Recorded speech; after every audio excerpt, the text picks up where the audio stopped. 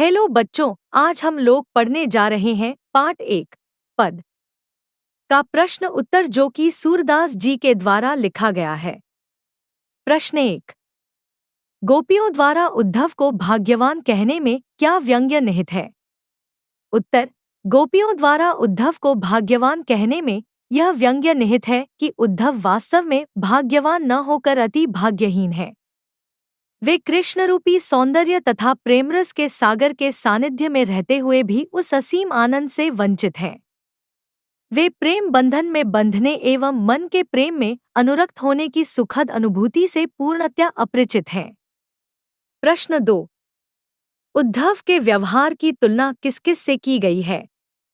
उत्तर। गोपियों ने उद्धव के व्यवहार की तुलना निम्नलिखित उदाहरणों से की है। गोपियों ने उद्धव के व्यवहार की तुलना कमल के पत्ते से की है, जो जल में रहते हुए भी उससे प्रभावित नहीं होता है। वह जल में रखे तेल के मटके के समान है, जिस पर जल की एक बूंद भी टिक नहीं पाती। 3। गोपियों ने किन किन उदाहरणों के माध्यम से उद्धव को उलाहने दिए हैं? उत्तर। गोपियों ने अनेक उदाहरणों के माध्यम से उद्धव को उलाहने दिए हैं।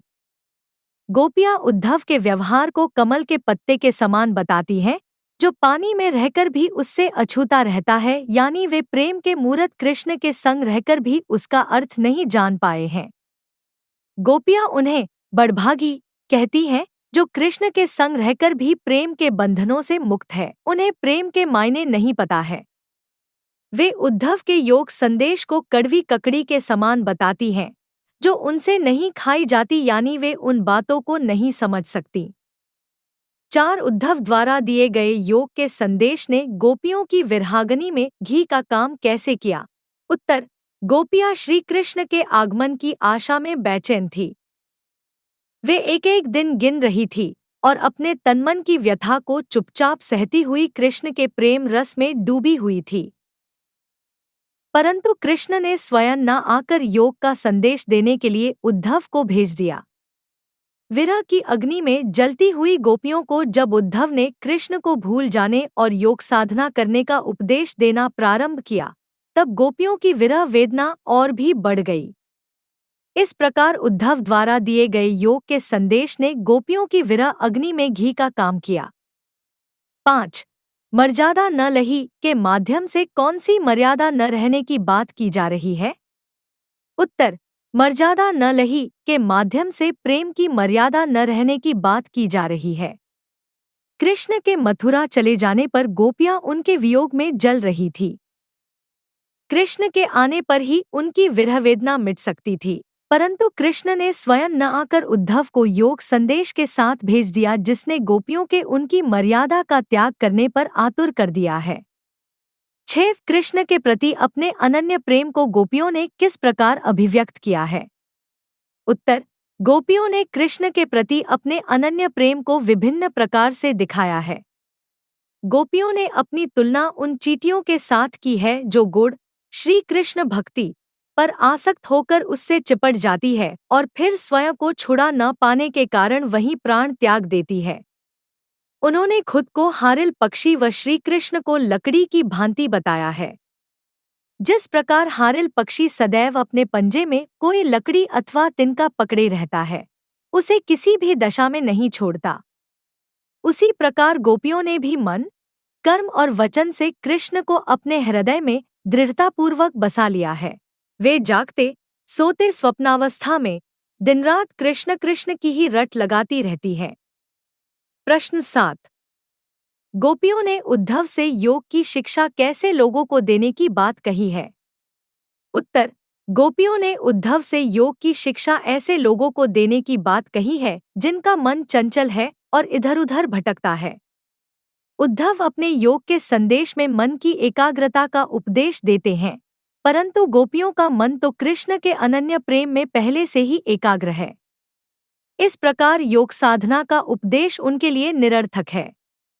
योग की आवश्यकता तो उन्हें है जिनका मन स्थिर नहीं हो पाता, इसीलिए गोपियां चंचल मन वाले लोगों को योग का उपदेश देने की बात कहती हैं।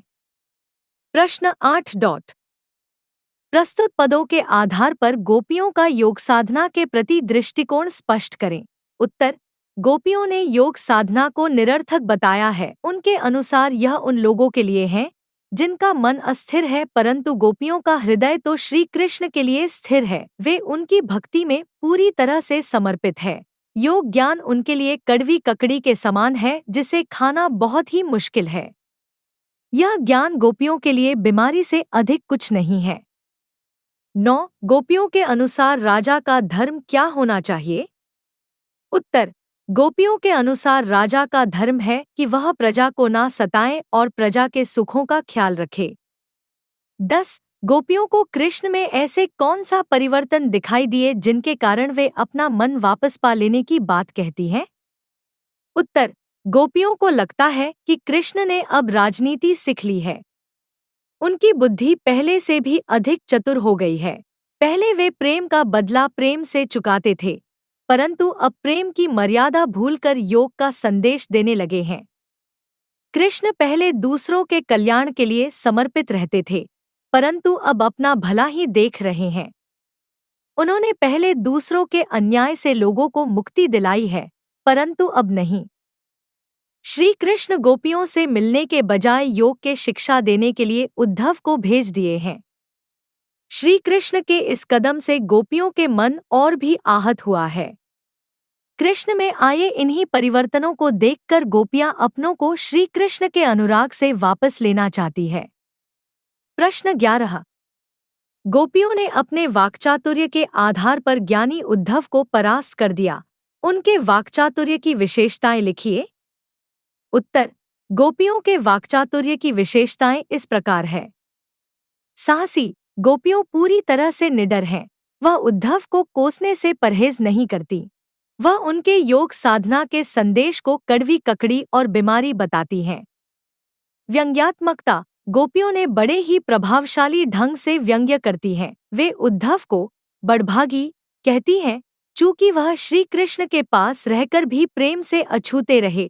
यह कहकर वह उद्धव का उपहास करती हैं। स्पष्टता, वे स्पष्ट शब्दों में उद्धव को बताती हैं कि वे कृष्ण के प्रेम में पूरी तरह से लीन हैं, इसलिए उनके योग संदेश का उन पर कुछ असर नहीं पड़ने वाला है। प्रश्न 12. संकलित पदों को ध्यान में रखते हुए सूर के भ्रमर गीत की मुख्य विशेषताएं बताइए। उत्तर: भ्रमर गीत की मुख्य विशेषताएं हैं। निर्गुण और निराकार भक्ति से ज्यादा सगुण और साकार भक्ति को ज्यादा महत्व दिया गया है।